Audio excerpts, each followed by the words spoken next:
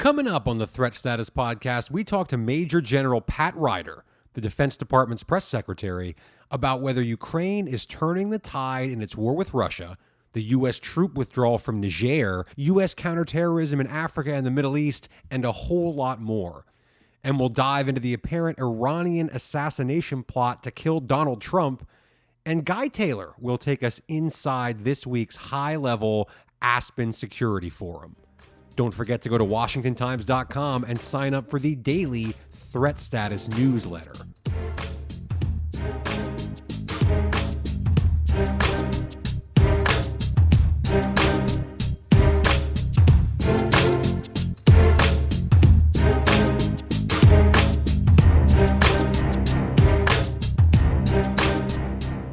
Hello and welcome to the Threat Status Podcast. I'm your host, Ben Wolfgang, national security correspondent at the Washington Times, and I am joined by my esteemed co-host, as always, Guy Taylor, the national security editor here at the Times, who is coming to us from Aspen, Colorado, site of the Aspen Security Forum. We've got a packed show this week, and we're pleased to welcome Pentagon spokesman Major General Patrick Ryder on the show. We've got a great in-depth interview with him coming up in just a few minutes, but before we get to that, as always, Guy, what's on your radar right now? Thanks, Ben. Great to be here as always. I've spent the week deep in the Rocky Mountains attending the annual Aspen Security Forum. This is always an interesting meeting of the minds on U.S. national security, global affairs, with current, former administration officials, military officials. It's really informal. It's also pretty bipartisan. A major theme here has been U.S.-China competition and all the big picture aspects of it. Most of the panels are streamable on the Aspen Security Forum website. The kickoff panel early in the week was one of the more interesting. It was titled The China Challenge, and it had Steve Biegun, the former Deputy Secretary of State, who's now Senior Vice President of Global Public Policy at Boeing.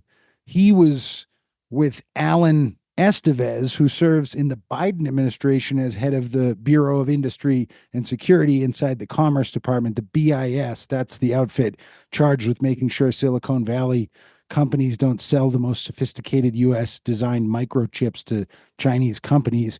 The panel also had Anya Manuel. She's the executive director of the Aspen Strategy Group and Aspen Security Forum. She's a preeminent expert on global security affairs. And finally, Eric Schmidt, the former Google CEO turned chairman of the Special Competitive Studies Project, he was on the panel.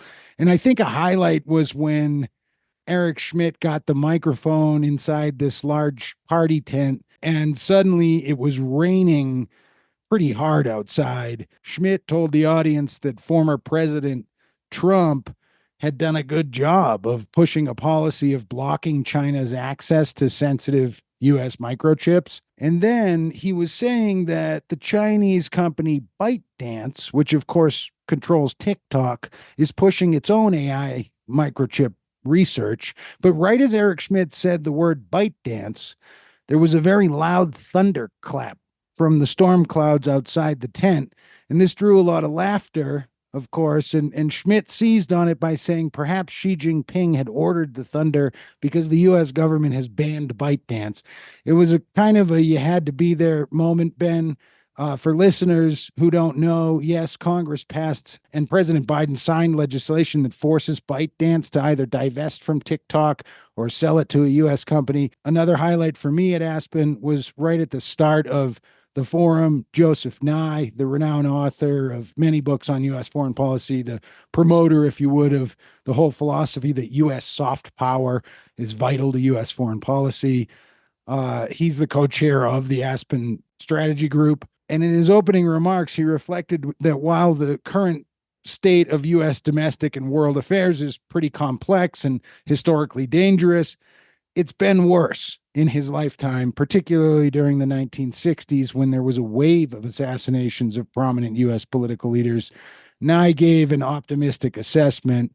And that's really what the Aspen Security Forum is about, is how to think optimistically. Well, while we're on the subject of, assassination attempts, obviously, Guy, that's something that's been in the news a lot over the past week because of last Saturday's attempted killing of Donald Trump at a rally in Pennsylvania. And we could dedicate multiple episodes, and maybe we will in the future, to the political divisions and bitterness in this country and what that means from a national security standpoint, long term for America.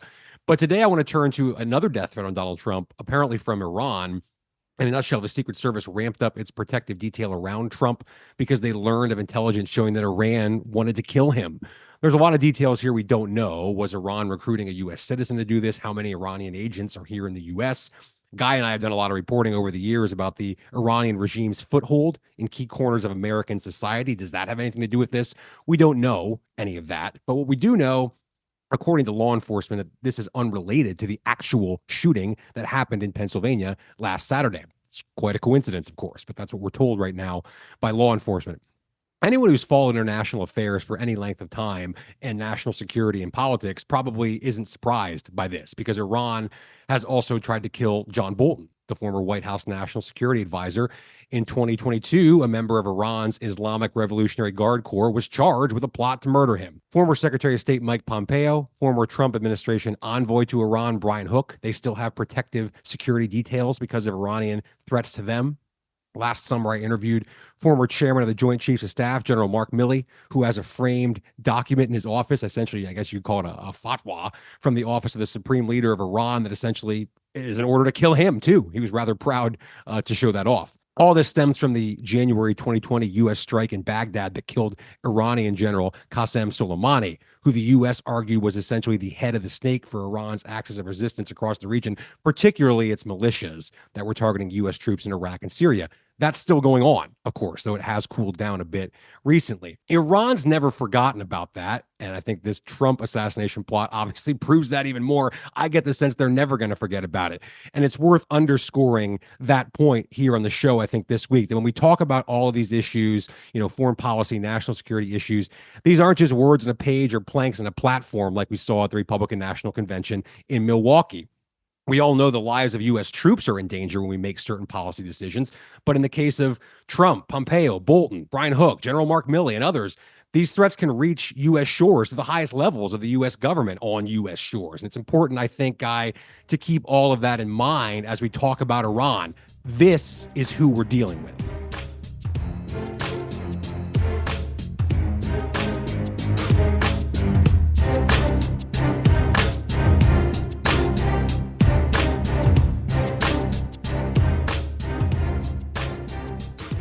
And we are pleased now to be joined by Major General Patrick Ryder. He's the press secretary for the Department of Defense. General Ryder, it's a pleasure. Thank you so much for coming on the show. Hey, thanks so much for having me, Ben. Really appreciate it. Of course. I want to start with this. You, of course, have been serving this country for a long, long time, and there just aren't many people who have been, sort of running at the pace you do in the communications world, dealing with folks like myself and Guy. So I'm just curious what this has been like for you personally. I mean, do you like this job? How stressful is it? And do you ever get time to sleep? Yes to all the above. It really is kind of the opportunity of a lifetime. It's not something that I ever envisioned would be an option. So I was really grateful when Secretary Austin asked me if I'd be willing to do it, which, of course, when the Secretary of all Defense asks you to do something, there's only one answer to that question. And it's been amazing. Definitely can be stressful at times, but the opportunity to communicate on behalf of the Department of Defense, our military service members and their families, as you highlight, and I've been in the military for a while, and so as a public affairs officer the entire time, and so it's just really been an amazing experience. I learn every single day something new. And just the opportunity to try to highlight to the American public and the international community the work that our servicemen and women do on a daily basis to defend this country. It's really an honor. I want to start with the assassination attempt on Donald Trump last Saturday, and then more recent revelations this week that Iran apparently was plotting to also try to kill Donald Trump.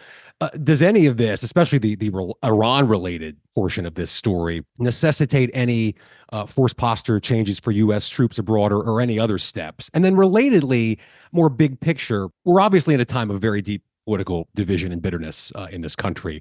I'm just curious, do you, Pat Ryder, do you feel that inside the military or the armed forces mostly insulated from that bitterness we're seeing? Yeah, well, a few things. So first, on the reports of an Iranian plot, definitely seen those press reports. When it comes to intelligence or information related to that's really something that's being handled by the Department of Homeland Security and Department of Justice. So right now, there have been no changes to our force posture. So nothing to announce in that regard. I would note that Secretary Austin over the weekend, after this incident, put out a statement condemning this violence, which again has absolutely no place in our democracy. And he highlighted in that statement, this is not the way that we resolve our differences in America, and it can never be that way. And as to your question about the military, look, we are an apolitical organization. We swear an oath to the Constitution to protect and defend the Constitution. When it comes to politics, as a uniformed service member, our focus is on defending the nation and supporting the decisions of our elected leaders. One more quickly, and then I want to bring Guy into the conversation. Has there been any battlefield impact of the U.S. policy change to allow Ukrainian strikes on Russian soil? Just operationally on the ground, can we assess that this policy is having a tangible impact on how the war is going? Yeah, I think it's important to kind of put things into context, but the short answer is yes. As we saw over the last 7 months or so, Russia attempting to conduct counteroffensive operations in the Kharkiv region. What we saw them doing was essentially assembling forces and conducting preparatory strikes from just across the border into Ukraine. The decision was made to enable them to conduct counterfire or defensive strikes using U.S. provided munitions. And so it has had an effect that, and as well as the passage of the supplemental, which provided for additional security assistance from the United States, especially in terms of ammunition, has really enabled the Ukrainians to put a check on some of those Russian advances and hold the line. General Ryder, it's Guy Taylor. I'm in a lot of interviews with current and former national security officials. I'm often told by them, especially the high-level formers, that we are living in an era of failed U.S. deterrence. North Korea is expanding its nuclear arsenal. We were unable to deter Russia's invasion of Ukraine. China is increasingly aggressive in the South China Sea. Iran's nuclear capability is growing. The Houthi attacks are ongoing in the Red Sea. Is this issue of failed deterrence talked about at the highest levels of the Pentagon? Has the U.S. lost some of its effectiveness at deterring adversaries? And what can you say about it? And if so, what could be done about it? Yeah, sure. Well, first of all, great to talk to you, Guy. I think ultimately it comes down to perspective and, again, context. And I would just provide an alternate perspective here, and the fact that when you look at the national defense strategy and what we've set out to accomplish vis-a-vis that strategy, we're actually being quite successful when it relates to deterrence. We are not at war with China. We're not at war with Russia. We have continued to prevent significant terrorist attacks like what we saw on 9/11 from occurring. And we've importantly prevented to date a wider regional war in the Middle East with countries like Iran at the center. And so, look, the world is a dangerous place. Post Cold War, you've seen some significant shifts in terms of a rise of authoritarian regimes that are revanchist in their approach. That is administration agnostic. That's the reality of the world that we live in today, regardless of, in my opinion, who happens to be in the White House at the time.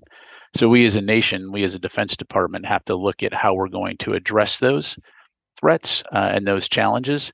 And I think one of the strategic advantages of the United States of America since really World War II are the strengths of our alliances and our partnerships around the world, which have enabled us to work with like-minded partners to promote regional security and stability. So the fact that you see in places like the Indo-Pacific region, the partnerships and alliances that we've developed with countries like Australia, Japan, Republic of Korea, the Philippines, Thailand, now a lot of the work that we're doing with India really is resonating to promote regional security and stability and prevent a conflict. I think there's actually this multilateral U.S.-led alignment of allies trying to counter the Iran-backed Houthi militant missile strikes on commercial shipping, for instance. Can you explain to our listeners why it is that more than 6 months into that U.S.-led mission to counter the Houthis, those attacks are still ongoing? Do we have a metric for declaring victory in this mission? Yeah, and again, look, it's important to kind of take a step back and look at this holistically. And depending on where you want to approach the conversation, of course, can shade the conversation. After October 7, of course, you had Hamas attack Israel, killed over 1,200 innocent Israelis, took 250 hostages. And that, of course, instigates a conflict between Israel and Hamas. Not long after that, the Houthis began to launch missiles and drones against commercial shipping in the Red Sea, purportedly in support of the Palestinians. But the reality is they have been indiscriminate in their targeting of vessels transiting this vital waterway. And we've actually seen innocent mariners who have literally zero to do with the conflict in Gaza be killed or injured. And so really what's happening here is the Houthis are taking this opportunity to try to raise their profile, to try to disrupt alliances and partnerships. And surprise, surprise, a lot of this capability is being provided by Iran. Your question is, what can be done and what is the ultimate goal here? From a U.S. perspective, we are seeking to do a couple things. One, prevent a wider conflict from erupting in the Middle East, which could have significant second and third order effects, that I think we all recognize. Number two is really, at the end of the day, from a strategic standpoint, this is about freedom of navigation. This is an international waterway. 10 to 15% of global commerce transits this part of the world. And so working with allies and partners to ensure that freedom of navigation can continue, and also ensuring the safety of mariners who are transiting this. We talked about deterrence. Let's turn it around here. The Houthis have attempted to try to close off this waterway. We've deterred them from doing that. We can continue, and you continue to see commercial traffic going through this waterway. So our goal is not to get into a conflict with the Houthis. It's to degrade and disrupt their ability to conduct these strikes. And we've taken away significant capability from the Houthis. We've mentioned China and Russia a couple of times here, so I wanted to ask about military cooperation between those two countries. They're holding major joint naval drills this week, right on the heels of last week's NATO summit in Washington, which the timing of which doesn't seem to be a coincidence to me. I'm curious, from where you sit, Pat, what's the current level of interoperability between the militaries of Russia and China? Are these drills are they indicative of something deeper, a deeper level of cooperation that's worrisome perhaps to the U.S.? Yeah, so certainly the relationship that we see developing between Russia and China is something that we absolutely will continue to keep an eye on. in terms of interoperability and the way that we in the West and the United States view interoperability, I would not say that they are anywhere close to interoperable. For example, within NATO, the amount of exercises and exchanges and partnerships that we've done traditionally over 75 years, you see interoperability in the way that we're, for example, able to put coalition forces together for counter ISIS and fly together, operate together almost seamlessly, as well as other partners. You don't see anything close to that when it comes to China and Russia. Flying together is not the same thing as being interoperable, but definitely, we see them further developing this relationship, and it's concerning, and it's something that we're keeping an eye on. General Ryder, this is going to be like the mental Olympics because we're going to jump around some more, but you're one of the few people I know that is a lot better at that than probably Ben and I put together. So let me ask you about Africa. One of the things we're tracking closely at Threat Status and at the Washington Times is the evolution of global jihadist terrorism. This finds us worried about Africa. U.S. troops are now gone from what had been a pretty vital drone base in Niger. What's the latest assessment from your perch of the impact that this could have on counterterrorism operations in Africa, a continent where great power adversaries are eager to unseat U.S. security influence? Yeah, well, when it comes to Niger, as you know, we have come to an agreement with the CNSP there to remove U.S. forces. That is on track, on schedule. We're targeting 15 September will be the conclusion date there, and we're currently have approximately 300 U.S. personnel still in Niger, but again on track to depart. And at the end of the day, the United States, unlike some countries, i.e. Russia and China, we respect the sovereignty of partners. And so, again, they've asked us to leave, and so we're going to do that. That said, your point is well taken. Terrorism is something that's part of the, counterterrorism is something that's part of the national defense strategy. And so we recognize that there are terrorist threats on the continent of Africa that ultimately could have consequences for our own national security here at home. So the good news is we do have lots of partners on the continent of Africa, and we continue to work with those countries to look at opportunities and ways that we can address these threats in order to prevent them from becoming, a future ISIS-like force circa 2014. And so we're going to continue to do that. While we're on the subject of terrorism and counterterrorism, best as we can tell, there's been only one over-the-horizon strike in Afghanistan since the U.S. withdrew from the country in August 2021.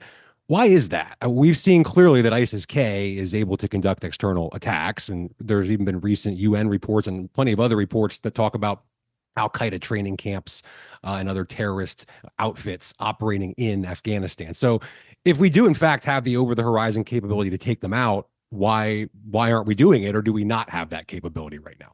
Yeah, well, to be clear, we do maintain over-the-horizon capability, and as I think you've seen on multiple occasions, one of the capabilities that the U.S. military and the U.S. government writ large have is global strike. If there are threats against the homeland, we have the ability to strike targets anywhere, anytime as necessary. I don't know that I would put emphasis on numbers so much as effect, right? I mean, at the end of the day, when it comes to counterterrorism operations, I think, history has shown we're going to do what we need to do to protect the homeland. When it comes to ISIS-K or any terrorist organization, certainly we're going to always continue to look at intelligence, look at information, assess threats, and take action as appropriate. General Ryder, there's so many ways we could talk about the Israel-Hamas conflict, and I think I want to just try to close it out here by broadly asking you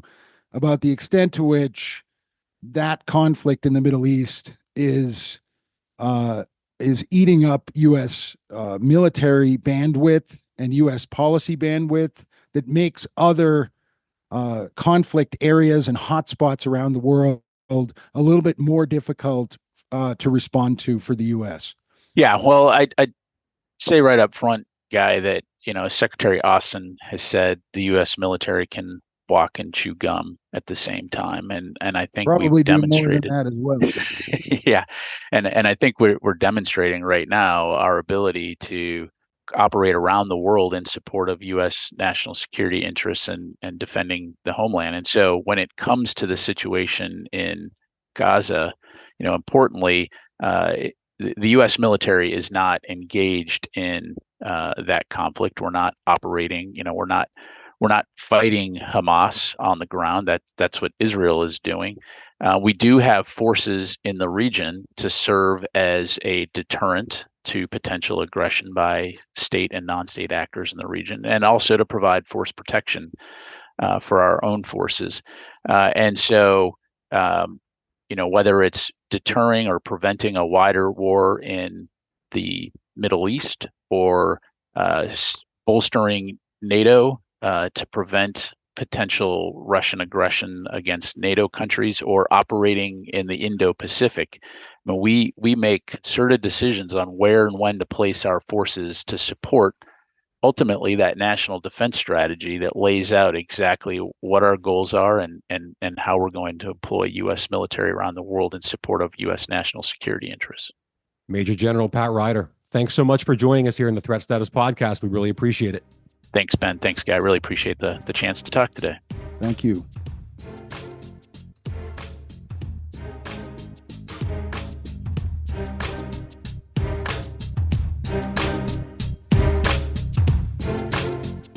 Really fascinating discussion, wide-ranging discussion there with General Ryder, and we appreciate him coming on the show. I was really struck by his answer on the U.S. troop withdrawal from Niger, and the way he characterized it as we as the U.S. respect the sovereignty of other nations, and if they ask us to get our troops out, we're going to do it. Now, of course, that's not true across the board. It's a little more complicated than that. Iraq wanted our troops out for a long time. That didn't happen. I think the quote-unquote government of Syria, whatever that is these days, Bashar Assad, would probably like the 900 or so U.S. troops out of Syria as well, but I don't think they're going anywhere. So it is a little bit more nuanced and complicated than that. But I do wonder if we've set a precedent here, Guy, with what we're doing in Niger, that, well, if a country that we deem to be legitimate in some way, a government legitimate in some way, asks us to do this, that we're going to get out. What stood out to you from that conversation with General Ryder? Yeah, I agree. Amazing conversation, Ben. I thought General Ryder's answer on the Houthi attacks question was eye-opening. My read was he was articulating current U.S. policy as being about containing rather than defeating the Houthis. I want to point out that we have a new exclusive threat status video interview up online with Norman Rule, the longtime former CIA official and former national intelligence manager for Iran, the NIM-I, as it's known. And Norm goes into great detail on the impacts of the ongoing Houthi attacks. I also want to point out that as journalists, it can be hard to pare down our questions in situations like this interview with Pat Ryder. For instance, we did not ask him about civilian casualties of Palestinians in Gaza and how the Israeli bombing campaign there has strained U.S.-Israel military relations. There are many others like that. We kept it pretty apolitical, but I thought it was. I think it was a really interesting discussion.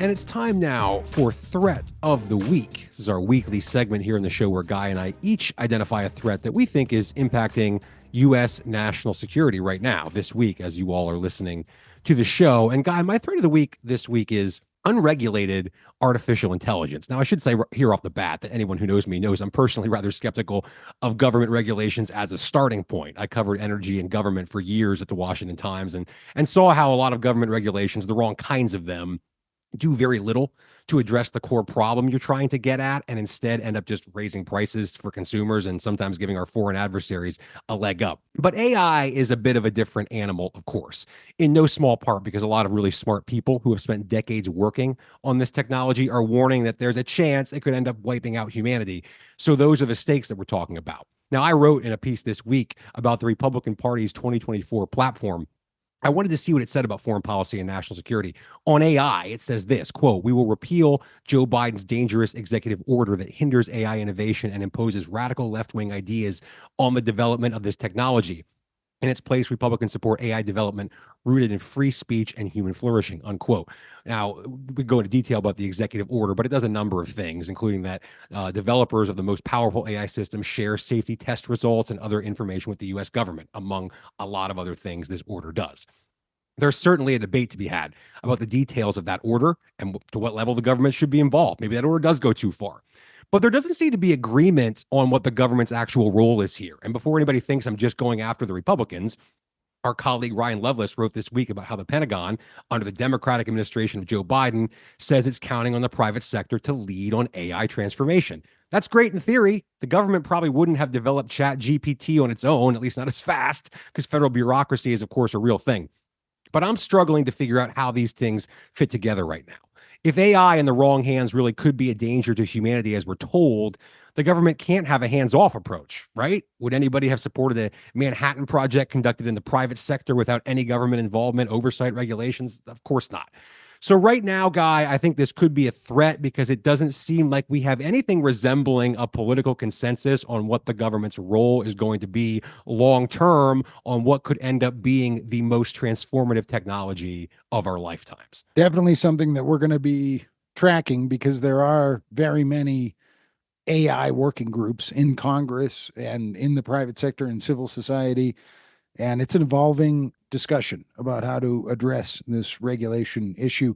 My threat of the week, Ben, is that of unexploded ordnance and its danger to civilians. I'm talking mainly about landmines. Interestingly, this week, South Korea's military leaked a warning in the South Korean media that heavy rains may dislodge small camouflaged landmines that North Korea has planted inside the demilitarized zone separating those two countries.